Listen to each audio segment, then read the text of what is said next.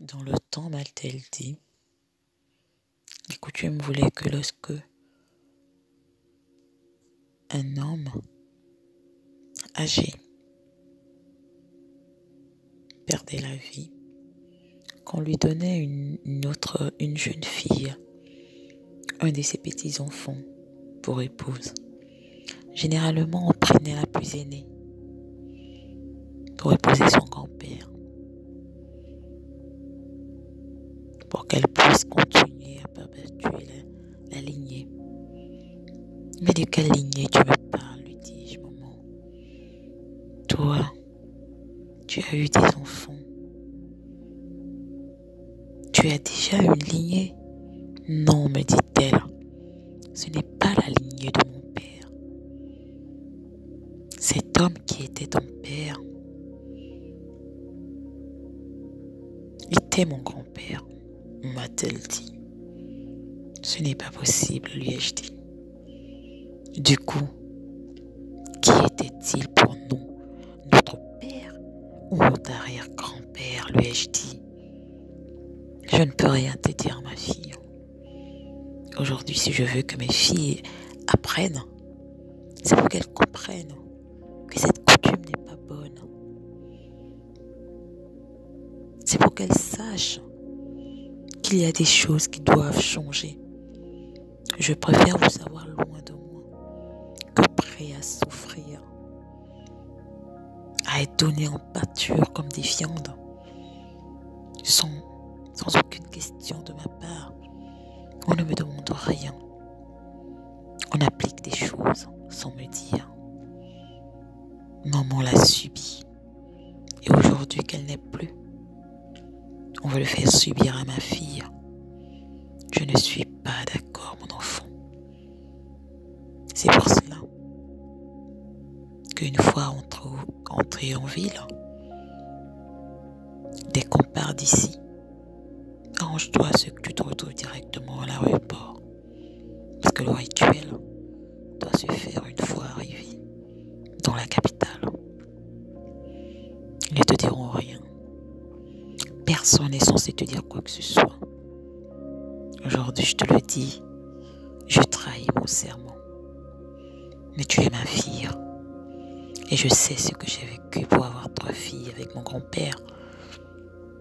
Je sais ce que c'est que d'être une femme qui épouse son grand-père. Oh oui, les femmes t'emmèneront des choses. Elles te respecteront. Parce que tu es au-dessus d'elles, d'après la coutume. Mais au fond de toi, tu ne connais que désespoir. Tu ne connais rien de la vie. Tu n'es rien en réalité. Tu n'es qu'une chair fraîche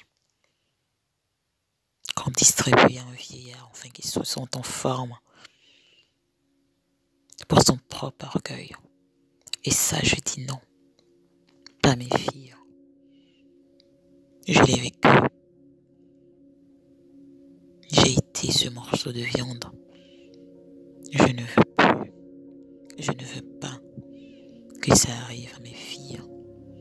C'est pour ça je veux que vous fassiez des études, que vous compreniez qu'il y a des coutumes, comme tu l'as dit hier, qu'il faut proscrire, qu'il faut stopper. C'est une abomination.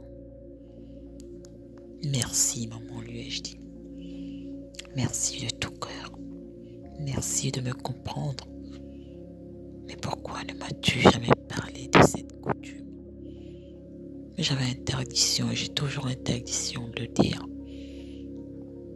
Si je t'en parle, c'est parce que j'ai un plan. Si je t'en parle, c'est parce que je ne veux pas que tu le vives. Si je t'en parle, c'est parce que je suis prête à tout.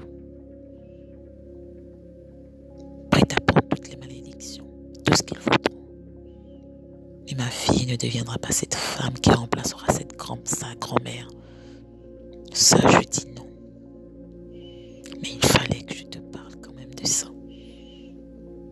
Et je te dis merci parce que tu n'en as parlé à personne. Et personne Personne ne doit savoir que tu es au courant. Fais comme si tu étais au courant de rien.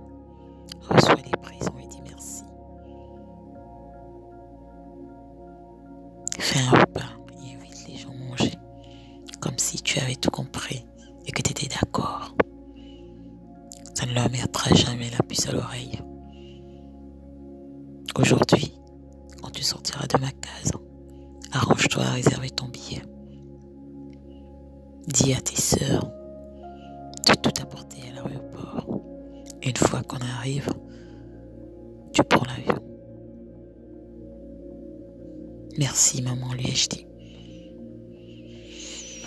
Alors j'ai fait comme m'a dit ma mère. J'ai reçu mes prisons. Je les ai rangées. Avant de partir ce jour-là, le lendemain, nous devions partir, j'ai convié les dames, toutes les mamans qui m'avaient apporté des prisons, à venir manger. J'avais fait un bon repas traditionnel, des légumes qu'ils adorent, un mets traditionnel. En signe de remerciement, elles ont mangé.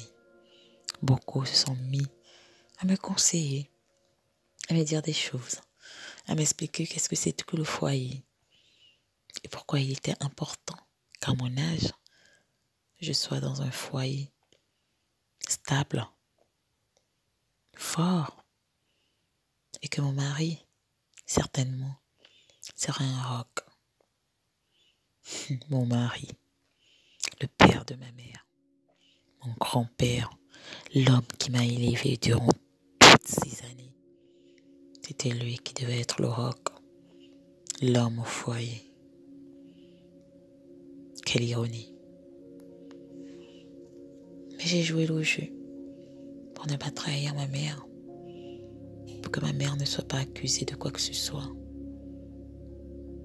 Alors, lorsque nous sommes arrivés à la capitale, j'ai fait comme m'a dit ma mère. Seulement j'étais triste. Je ne voulais pas la laisser dans les ennuis. Alors nous avons convenu avec mes sœurs que personne n'était au courant, que j'avais disparu. Sans dire un mot, sans dire au revoir. Je suis arrivée à l'aéroport. Mes deux sœurs m'attendaient. Avec mes affaires, heureusement, je ne voyage jamais avec beaucoup d'affaires. J'avais juste un sac et tous mes papiers. J'ai pris l'avion ce jour-là en larmes parce que je ne savais pas ce qu'allait devenir ma famille, ce qu'allait devenir mes sœurs. Si alors, ils ne prendraient pas la deuxième pour me remplacer.